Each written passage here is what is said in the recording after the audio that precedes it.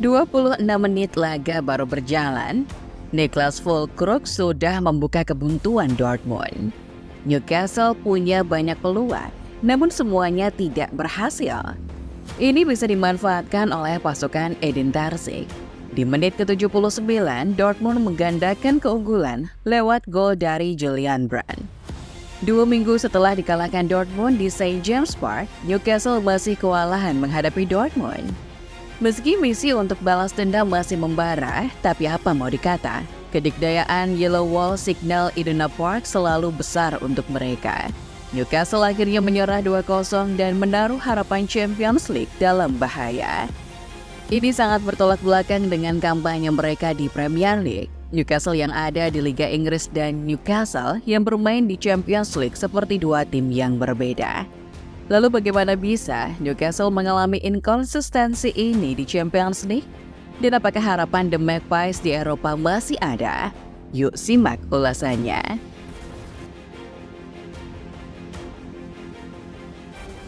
Newcastle sebenarnya datang ke Signal Iduna Park dengan kondisi yang meyakinkan. Mereka masih berada di atas awan setelah sebelumnya dengan perkasa mengalahkan Arsenal di Premier League dengan skor tipis 1-0. Itu bukan hanya kemenangan biasa.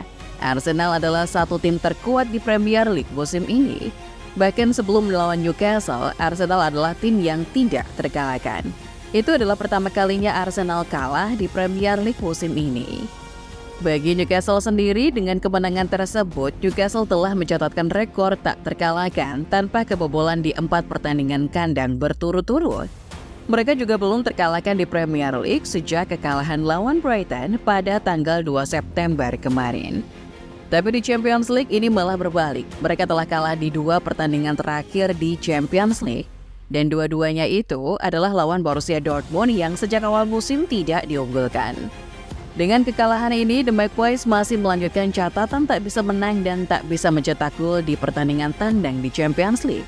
Rekor ini sudah tercatat sejak tahun 2003. Newcastle seolah kembali ditampar oleh kenyataan bahwa kompetisi Champions hanya untuk tim-tim yang benar-benar besar, bukan tim yang sedang berkembang. Di pertandingan malam itu, para pendukung Dortmund membentangkan banner yang sedikit memprovokasi. Banner tersebut bertuliskan, "Kau tidak peduli dengan olahraga, ini yang kau pedulikan hanya uang." Banner tersebut dibentangkan sambil para penggemar melemparkan uang kertas ke dalam lapangan. Itu memang protes untuk UEFA, tapi ada sedikit singgungan untuk Newcastle. Seperti yang kita tahu, Newcastle berubah jadi klub sultan setelah diambil alih oleh investor dari Arab Saudi. Dan kita bisa setuju kalau kebijakan transfer Newcastle masih berada di jalan yang benar.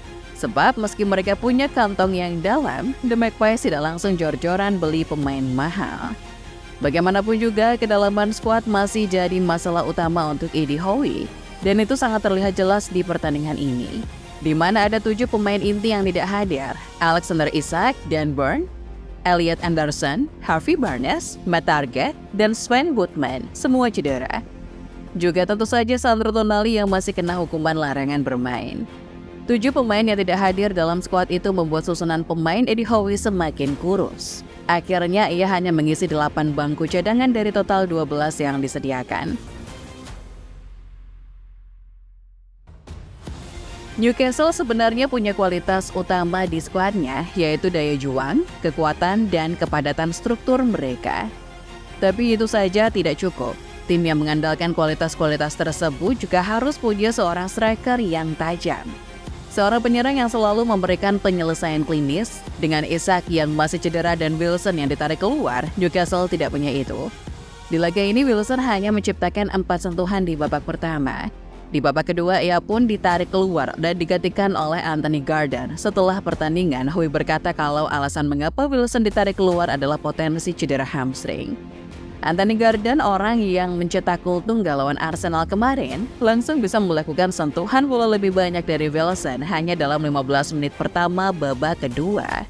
Tapi pertanyaannya, apakah kualitas serangan Newcastle meningkat? Bisa dibilang begitu, ia bahkan hampir memberikan assist ke Joelinton kalau saja bola tidak melebar. Kecepatan dan kebugaran yang Gordon miliki juga bisa menarik lini pertahanan Dortmund dan memberikan ruang untuk Joe Willock dan Shane Longstaff. Saat pertandingan tersisa 20 menit, Howie menginstruksikan Almiron, Gordon, Joelinton, dan Willock untuk total menyerang. Niatnya jelas untuk menyamakan kedudukan.